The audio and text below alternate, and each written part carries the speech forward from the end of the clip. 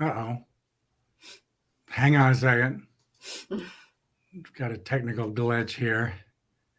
StreamYard has lost connection to my Facebook account. Okay, now it says it's ready. Okay, let's try that again.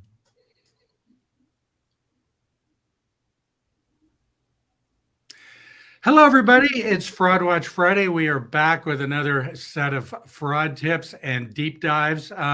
This one is news you can use. We are coming to the end of 2022, launching into 2023, and that's a great time to clean up your personal security. So that's what we're going to be talking about today. Things you can do right now to make your phone safer, to make your computer safer, to make your all-around security safer. So to talk about that, as always, I'm going to bring in couple of our great volunteers, Kay and Dave. You perhaps have seen them before, but Dave is up in Bellingham. Kay is in Lake Tapps. I'm in Snoqualmie. How's things going today, guys? Good. Very well. Got any snow left? No, we never had snow to begin with. Really? Yeah, not much. No, man. Wow. I was snowed in. I had to shovel, which I do not like to do. I had to shovel to get my car out to get into AARP. So, oh boy, yeah, we had about 5 inches up here in the Lake Tapps area. Yeah, over 2 or 3 days actually. So it was beautiful, and especially beautiful that I didn't have to go anywhere. Yeah, that's actually the best part. Yes. So what we're going to talk about today is the end of the year. And, getting yourself ready for a safer 2023. I also wanted to mention, if you were joining us for the first time, if you got our postcard, this is it. It came in the mail, perhaps, for you. And there's Dave's beautiful picture there on the back. If you got that in the mail and you are here for the first time, I just wanted to say that you're in the right place, and welcome. And thank you for joining us. And so we have got some tips. I think there are 5 tips that you should look into doing right now. I have to say that they're all pretty easy, but they are also ones that I have not done. So as soon as we're done with this, I'm going to get on my phone and start cleaning things up. So who's going to kick us off here? I will. All right, Dave, I'm going to take myself out, and I will see you guys at the end. Okay. So, as Bruce said, these are things we want you to do kind of as your New Year's resolutions as far as your cyber safety. And it's not all the things you need to do, obviously, but it's a good time to do these things because you need to do them on an annual basis. They're in no particular order either. So the first one is go through all your devices, your laptop, your desktop, your mobile phones, your tablets, whatever, and look at the number of applications you have, the number of things you've downloaded over the years. And if you haven't used them in the past year or so, go ahead and delete them because you're not going to use them anyway. The reason is the more applications you have on your device, the more potential entry paths you give a hacker, because hackers are always looking for vulnerabilities and finding them in all kinds of applications. And so they will quite often, for example, if they get access to your system remotely, they're able to leverage a vulnerability in an application you haven't even realized is still on there and get into your system even deeper. So also consider going through your websites too, the websites that you have in your list or that you have in your password manager, and remove yourself for some of them if you don't use them very often, or if you don't ever use them. I mean, I know I go into my password manager a couple of times a year and look to see what websites I have, and if I haven't gone there for a long time, I'll just remove myself from them because it clearly indicates I don't use it. And there's quite a few that you probably used before and don't use now. Again, if you're in a website that you don't use very often, or an application online or on your system that you don't use very often, just go ahead and cancel that and delete yourself from it. Secondly is those applications that you do keep, make sure you keep them updated. Usually we talk about having automatic updates on your applications and your operating systems. And that's good, but if you have some very old application that you've never really updated because it was written for you by somebody, or it's from a small company that doesn't send out automatic updates or something like that, put some effort into finding out the application maker has put out a new updated version. If they're not in business anymore, if they don't have any more applications out there, and the application is that old, then you probably should put some effort into trying to find a suitable substitute that's more modern, that has more security built into it in its programming. Kay, what are some of the other things we've got? Oh, thanks, Dave. And just like you should keep your applications up to date, as Dave said, make sure that you have the most recent operating system and updates on all of your devices. And as Dave said, put some effort into researching to make sure that you are up to date. Typically on your device, you can go into settings and then about, or you can Google even on your browser, search browser, how to check the most recent up-to-date application for your browser. And if possible, make sure you set those updates to auto update if possible. If that's not possible, put a reminder on your calendar for, say, 6 months, every 6 months, to go in and double check how to make sure that you have the most secure, most update operating system. And, while you're doing that, go ahead and run a full scan on all of your devices with one or more of the antivirus programs that you have to make sure that your virus signatures are really up to date. We're not talking about just the quick scan, that takes like a minute and a half to go through, and it'll give you some recommendations. Those are good to do on a regular basis, of course. But we're talking about a full system scan. And, these can take anywhere from an hour to 2 to 3 hours to complete. But go ahead and run that. Now is a great time to do it at the end of the year. And of course, follow up on any recommendations that your antivirus software has for you to make sure you're as protected as you can be. Dave, I know there's some more recommendations we can make for steps for the year end here. Yeah, we always go back to my favorite topic, passwords and changing your passwords. This is a really good time to go through and change all your passwords for every application and every website you use, just because they get stale, and over time some will be compromised. And when you do that, make sure you use a strong password. Again, upper and lowercase, special characters, 6 to 8 to 10. The longer password, the better. Numbers, all those things in it, and it's random and no words in it. Because the stronger your password is, the less likely you are that somebody's going to be able to get into any of your accounts. So if you have your password manager, which we've talked about several times, and everybody who is a regular listener ought to have one, most of them offer something that will look at your passwords in your list and check them to see if they're strong or weak. And if you go through and change passwords, make sure you look to see if your password manager labels or tags any of those as being a weak or not so strong password, and go back and beef that password up. The next one is, the first of the year is always a good time to start thinking about credit reports and your credit history at the credit bureaus.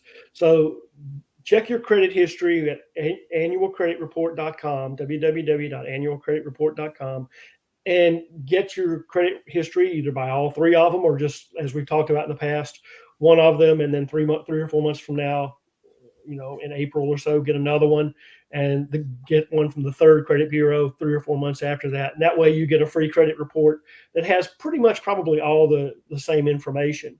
But what you're looking for is for activity or accounts that you don't recognize. And some of them may be in companies' names that you don't recognize, and just because your mortgage has been sold to somebody or something else. So you may have to do a little research, but this is a really good time to get yourself an annualcreditreport.com report from all three of these credit bureaus and check.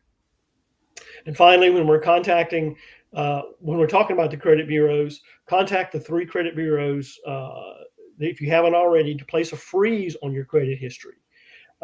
It doesn't affect your current credit cards. It doesn't affect anything. But what it does, it kind of locks your credit history up. And it's probably one of the best single steps you can take to thwart identity thieves from doing a lot of the things they want to do if they get hold of your personal information. And while you're at it, when you talk to the credit bureau, make sure you renew your annual fraud alert on your systems, on your record, which is different than a freeze. A fraud alert is basically a flag that you have to renew once a year, that whenever anybody tries to do anything, even look at your credit, you'll get a notification that says, hey, somebody's looking at your credit. And there's more steps the lenders have to take to make sure that you're really you. So the final one is freeze your credit if you already haven't at the 3 credit bureaus, and renew your annual fraud alert at all of them. Again, first of the year, let's do those things so that we can start the year off fresh and make sure that we've taken all the steps that we can proactively to ensure ourselves against fraud. All right. Well, those are some great tips. I know you and I have talked about freezing my credit, and I've told groups that I've spoken to that they should freeze their credit, but I, in fact, am guilty of not actually going through and making the time to do it. So, kind of like a lot of these things, you just kind of have to sit down and devote a little bit of time. But they're all pretty easy, and they would all increase your security by a lot, because one of the things that we also say is, hackers and con artists and scammers are pretty lazy. They are looking for people that they can take easily, and most people haven't heard these kind of tips. So if you do any of them, would you say that you've kind of helped to protect yourself against being a victim? Yeah, you're one step closer. Mm-hmm. Mm-hmm. Yep. Yeah, we often talk about a layered approach of protection, different things that you can do that actually give you more and more protection the more that you do. So, follow these 10 tips, and you're going to be taking several steps to protecting yourself from fraud. All right. We are coming to the end. I have got some wrap-ups, but I do want to say thank you to Mary Ann for saying these programs are so informative. That's not a question, but I like the compliment. So thank you very much, Mary Ann, for joining us today. And if anybody else has any questions, we've still got a little bit of time. But in the meantime, I'd like to tell you about some of the fraud prevention resources that AARP has that you can check out. And one is the Fraud Watch Helpline, and that's staffed by volunteers. If you have a fraud question for your personal situation, whether it's for yourself or for a relative or anything of that nature, Dave is one of the volunteers that's on that fraud line. I know. What would you say the service is that you guys provide as fraud call center volunteers? Well, we give folks some expertise to talk to who know things about all the different types of scams that are out there. And we come to the conversation with a whole list of different situations and different steps they can take if they're victims or think they're victims, to try to both remediate the problem right now and to prevent it from happening again. All right, great. And the other thing is that you can see a lot of our fraud information on our fraud website, and I can tell you that's very comprehensive, and that's pretty easy to find. It's just aarp.org/fraud.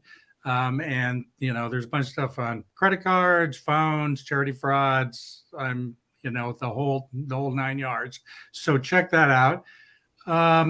And here's a question, and it's from Mabel. And what is considered a good password? So I'll kick that to you, Dave, because you're the password expert. Mm-hmm. Not hardly, but a good password is something that's really random characters, not an English word. It's usually made up of upper and lowercase letters, special characters like the ampersand or the pound sign or quotes, and numbers. And it can be 6 to 8 to 12 characters long, but it has to be randomized. It can't contain words. It can't be a word like password or fluffy or anything like that. Mm-hmm. And what you're trying to do is, the longer the password, the harder it would be for somebody to crack it using a computer. And that's what hackers do now, is they'll download the password file from a website or an application they want, and then try to crack the passwords by putting it on a very fast computer and running it through algorithms to see if they can guess the password using that application's algorithm for encrypting. And so what you're trying to do, the longer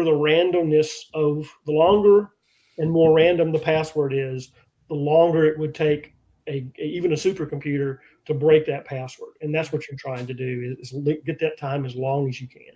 Mm-hmm. And one of the pieces of advice that I've heard, and I think I've heard you guys say this as well, is that a passphrase can be a helpful concept. Could you explain that? Yeah, I mean, a lot of people hate to try to remember passwords. Mm-hmm. And so if the National Institute of Standards, NIST, came out a couple of years ago and said basically that, because people don't want to remember passwords for some reason, they felt like you could have a passphrase, like, this is the best phrase ever, and take the first, use that phrase, or take the first letters of every word in it and use that as your password. But you still have to remember the phrase. So the passphrase thing is kind of a good idea. It's different than passwords, but instead of having 100 different passwords you put in your password manager, you have to have 100 secret phrases, because you don't want to use the same thing over and over again, for the same reason you don't want to use the same password at multiple applications, because if they break one, then they've got all those other ones broken too.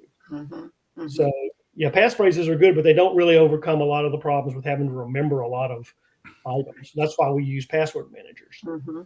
Yeah. And I would just like to add too, to really encourage folks to, if you don't use a password manager now, really take a moment to look into doing that. What you don't want to do is keep that list of all those dozens potentially of passwords on your computer, unprotected, or a list next to your keyboard where anybody that is coming in can see what your passwords are.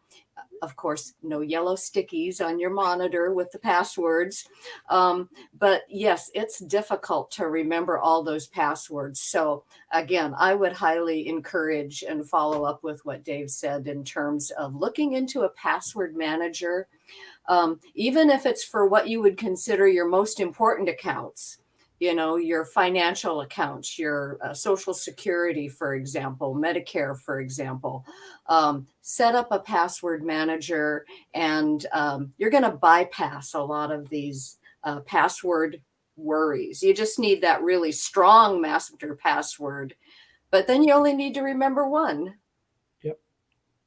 Well, we have a follow-up, and I think the kind of question is that if you don't want to jump in and get a password manager, but you just want to improve the security and use a phrase, perhaps.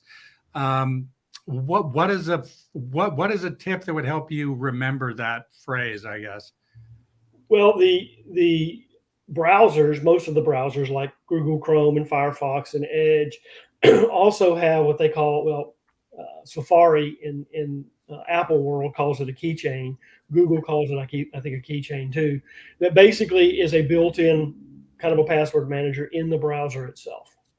Now, it's not going to help you if you have applications that you do on your own that aren't through the browser, but at least that's a good place to store your password. And, you want it random, and it's going to be hard to remember. That's why we let the computer remember it for us. The computer encrypts it and stores it. Some of the password managers stored on the computer, some of them stored in the cloud, some do both.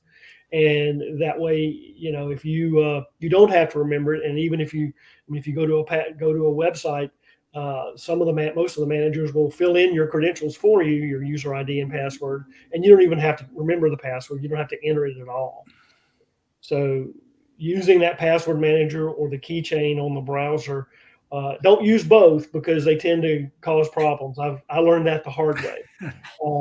But either use a password manager or use the keychain on the browser, and that remembers the passwords for you instead of you having to remember them all.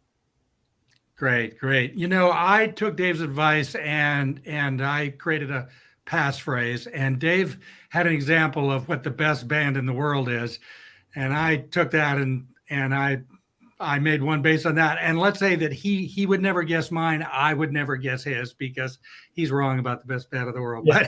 But anyways, such as it is. But I mean, that's the kind of thing that is, personal to you, like a phrase that, not a common phrase, but something that only you would think of, but also it's easy for you to remember. So anyway, thank you for those questions on passwords. There's one more she's got down there too. Oh, okay. Oh. Let me look for that. Okay. All right. Yeah, you're right. All right. Well, thank you. Thank you for your very good questions. Yeah. It says password may be a thing of the past. Do you guys have any thoughts on this one? Yeah, let me go, Kay, because this is my soapbox. Yeah, exactly. I've been in cybersecurity for 35 years, and probably for 20 of those years, there've been people out there saying passwords are going away. Passwords are the thing of the past. Yep. And eventually, passwords are going to go away, and something else will complete them. But right now, passwords are the best thing we got if you augment them with something else, and that's what she's talking about. Two-factor authentication, biometrics; those things augment your password.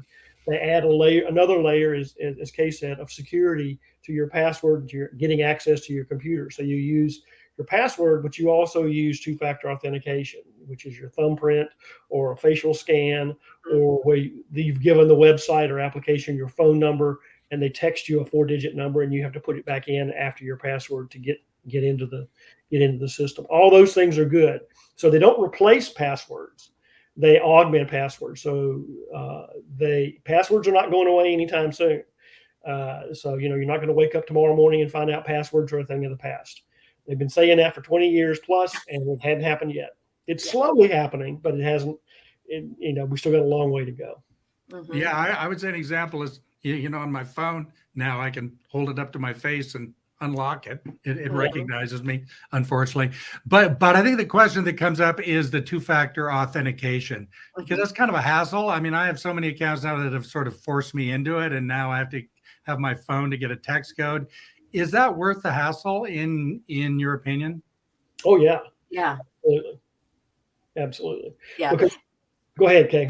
Yeah. I was just going to say that, if you have accounts that don't offer two-factor authentication, I would encourage you to contact that, whether it's, of course, Social Security, investment, those kind of things have two-factor. But if you're logging onto your bank account and it's not offering a two-factor authentication, you need to call your bank and ask them what's up. And why aren't they doing that, and how can you get it so you'll be more secure? It's that additional layer of security.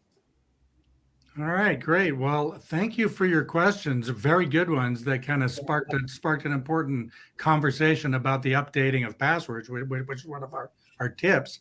And speaking of tips, one of the other things that I would leave you with is, if you would like a presentation for your group, whether it's a church group, community group, school group, club group, any kind of group, we have speakers available. All three of us have done presentations and do them.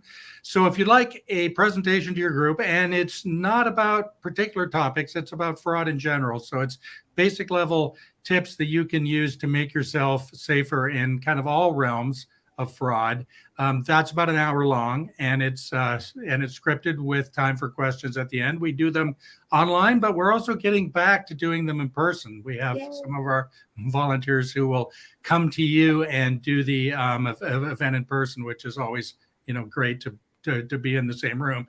But if you don't want to be in person, we can do them over the internet as well. So there is the site to see more information, and there's contact info for you to book a group there, or book a speaker for your group there, aarp.org/WA Speakers Hub. And the last thing that I would say is, we've got a lot of this information in podcast form at our AARP Washington State podcast. You can find that on any audio app, and just search for Washington State Podcast. We've got podcasts on all kinds of different topics, but quite a few of them are on fraud and staying safe from fraud. So I would offer that up if you're going on a long drive somewhere and just want some fraud tips. I'd point that out to you. So I think that's pretty good for today, guys. Is there anything we haven't covered on this that you would like to? No, I don't have anything. Nope. Merry All Christmas, right. happy holidays, or whatever. All right. All right. Well, thank you to everyone for joining us. Thank you especially to those of you who put questions in the comment box, where we are always pleased to try and answer them. So with that, we are back next week, same time, same platforms. Dave will be back on the Fraud Watch Friday, where we take your questions. We start off with kind of stuff that's new in the news, but it's basically for you to ask any questions you have about digital security, online security, or just fraud in general. That's next Friday, 10:30 a.m. live here on Facebook and on YouTube. So with that, thank you, Dave. Thank you, Kay. And I'm going to put up some contact info. And to all of you who joined us, we'll see you next time.